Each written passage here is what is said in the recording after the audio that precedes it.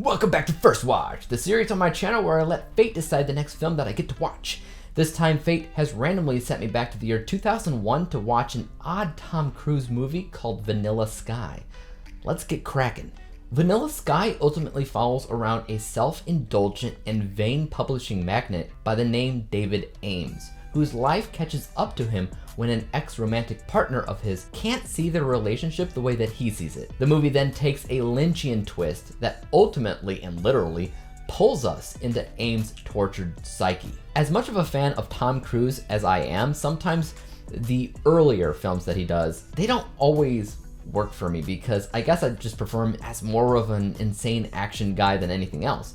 Any movie where he's smiling more often than he's not, for whatever reason, just doesn't always work for me. And he smiles and giggles that weird Tom Cruise laugh more often than I could count in this film. You know, the that thing. That kind of took me out of his performance. The movie, though, has a really grand, crazy idea, probably more ambitious than it had any right being, that I honestly kind of loved. I wish Christopher Nolan tackled this movie, or that it was written by Charlie Kaufman or something, because Kaufman would have turned it into a masterpiece. But because neither is true, the film just doesn't feel as well made as it could have easily been. I love the ending though. The ending is spectacular. Plain and simply put, it's perfect. The visuals, they've aged some, but the idea behind the film is ageless, I think, and ultimately what makes it work overall. A lot of what comes before the end though, not so good. It's long, it's drawn out, it's made to make you think that it's one kind of movie, like maybe it's a murder mystery or something, but it's not. I mean, not really. You know, it's more of a romance film, I guess. And a romance that I didn't really sense all that much chemistry with, if I'm being honest with you.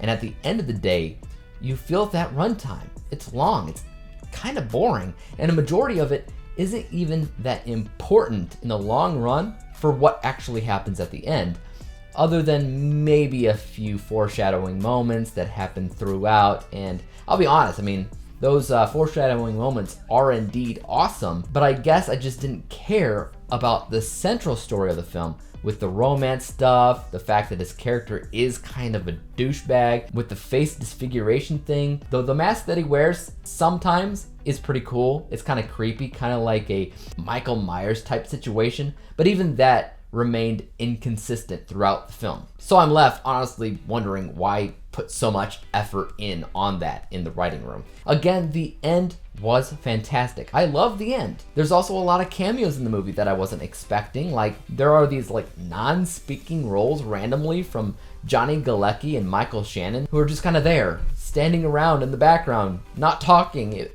was weird, but it was nice to see them.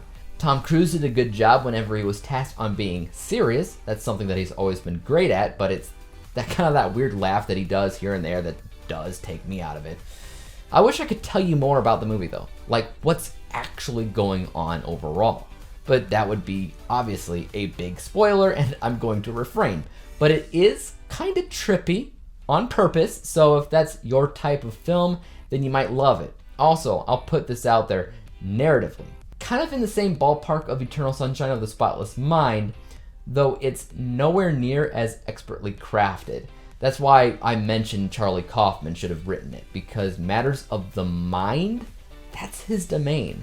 And matters of editing crazy, ambitious films like this, that's more Christopher Nolan's domain. So again, a project where they work together, that would be extremely satisfying. With that being said, let's go ahead and break down my final score for Vanilla Sky, which was a C+ letter grade. Final overall score of 68%, 68 out of 100 possible stars.